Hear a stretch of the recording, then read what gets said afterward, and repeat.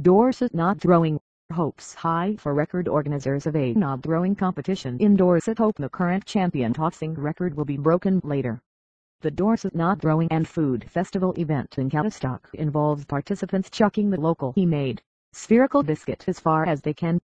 The record is held by Dave Phillips with a throw of 29.4 m96.4 set in 2012.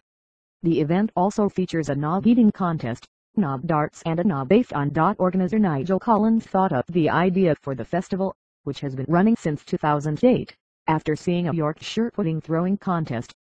Knob throwing is the centrepiece of the event, but Mr. Collins said he keeps adding games to the event. The knob-a-thon is a lot less strenuous than anything athletes such as Jessica Ennis-Hill or Mo Farah might compete in, but it involves taking part in at least 5 knob games, said Mr. Collins.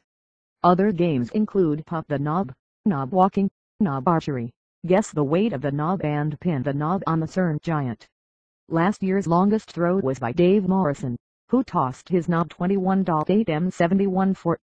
The winner receives their winning biscuit, made by the Moore family since 1860, and a plaque, while their name is added to a board in the village hall. The knob eating contest started in 2012 and that year's winner Stuart Lambert still holds the record. He managed 14 in the 1-minute time limit. He was stuffing 2 knobs in at a time though, Mr. Collins said.